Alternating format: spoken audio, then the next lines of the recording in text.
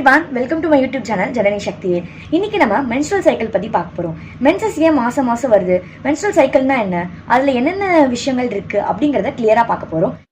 Hello everyone, இன்னைக்கு நம்ம ஜனனி அக்கா கிட்ட இருந்து மென்ஸ்ட்ரல் சைக்கிள்னா என்னங்கறத கத்துக்கலாம். வாங்க ஃப்ரெண்ட்ஸ், வீடியோக்குள்ள போலாம். மென்ஸ்ட்ரல் சைக்கிள் அப்படிங்கிறது ஒரு ஃபீமேலுக்கு வரக்கூடிய விஷயம். எவ்ரி 28 or 29 டேஸ் வந்து ஃபீமேலுக்கு வரக்கூடிய ஒரு விஷயம் தான் மென்சஸ். அது ஏன் வருது அப்படின்னா, நம்மளுக்கு மொத்தம் மென்ஸ்ட்ரல் சைக்கிள்ல 4 ஃபேஸ் இருக்கு. ஃபர்ஸ்ட் ஃபேஸ் வந்து மென்ஸ்ட்ரல் ஃபேஸ். அந்த மென்ஸ்ட்ரல் ஃபேஸ் தான் நம்மளுடைய ப்ளீடிங் ஃபேஸ். அதாவது ஃபர்ஸ்ட் 3 to 5 days, சில பேருக்கு 6 to 7 days கூட இருக்கலாம்.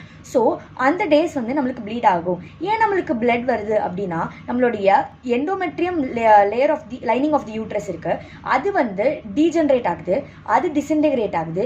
அதோடைய லேயர் அண்ட் பிளட் வெசல்ஸ்லாம் நம்மளுக்கு டீஜென்ரேட் ஆகுறதுனால தான் நம்மளுக்கு வந்து அது நம்மளுக்கு பிளட்டாக வருது.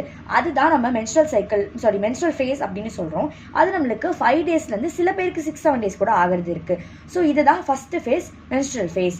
and second phase ஆன follicular phase or நம்ம அதை வந்து proliferative phase னு சொல்லுவோம். proliferative phase னா என்னது? எண்டோமெட்ரியம் வந்து திருப்பி ரீஜெனரேட் ஆக ஸ்டார்ட் பண்ணும். டீஜெனரேட் ஆன எண்டோமெட்ரியம் லேயர் வந்து ரீஜெனரேட் ஆக ஸ்டார்ட் ஆகும். இது வந்து நம்மளுக்கு 5th டேலேருந்து ஓவுலேஷனுக்கு முன்னாடி இருக்கிற வரைக்கும் இந்த ஃபேஸை தான் நம்ம சொல்லுவோம். இதை ஏன் நம்ம ஃபாலிகுலர் ஃபேஸ் அப்படின்னு சொல்கிறோம்னா, ஓவரியில் வந்து நம்மளுக்கு இருக்கிற ஃபாலிகல்ஸ் வந்து பிரைமரி, செகண்டரி, டெர்ஷியரின்னு அது மொத்தமாக கிராஃபின் ஃபாலிக்கலாக மாறிடும். கிராஃபின் ஃபாலிக்கலாக மாறதுனால நம்ம இதை ஃபாலிகுலர் ஃபேஸ்னும் சொல்கிறோம். இந்த ஃபாலிகுலர் ஃபேஸ் ஆர் ப்ராலிஃபரேட்டிவ் ஃபேஸில் வந்து நம்மளுக்கு LSH, FSHங்கிற ஹார்மோன்ஸ்லாம் ரிலீஸ் ஆகிட்டே இருக்கும். அண்ட் நம்மளுக்கு க்ரோயிங் ஃபாலிகல்ஸ்லாம் ஈஸ்ட்ரோஜனையுமே ரிலீஸ் பண்ணும் ஓவரியில். ஸோ இதெல்லாம் நடந்துகிட்டே இருக்கும்போது 14th டே, அதாவது மென்ஸ்ட்ரல் சைக்கிளோடைய கேலண்டரில் ஃபஸ்ட்டு 5 days மென்ஸ்ட்ரல் ஃபேஸ் நடக்கும்.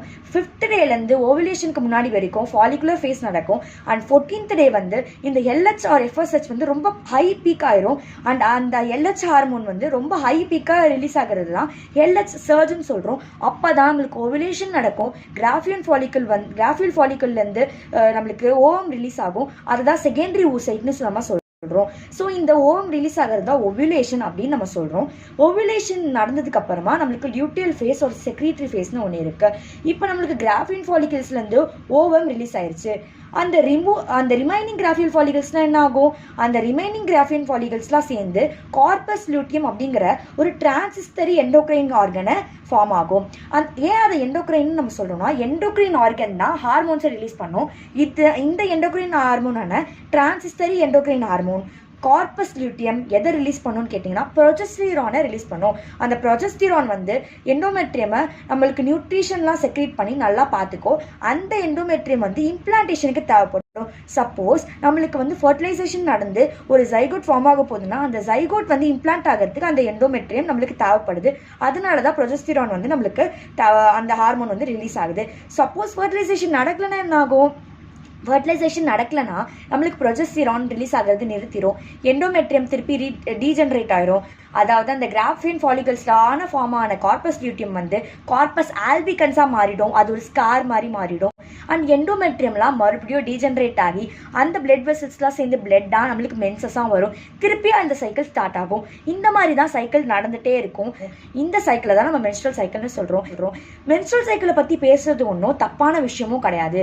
ஒரு ஃபீமேலுக்குள்ளே இருக்கிற ஒரு ஹார்மோனல் சேஞ்சஸ்ல நடக்கக்கூடிய ஒரு விஷயம்.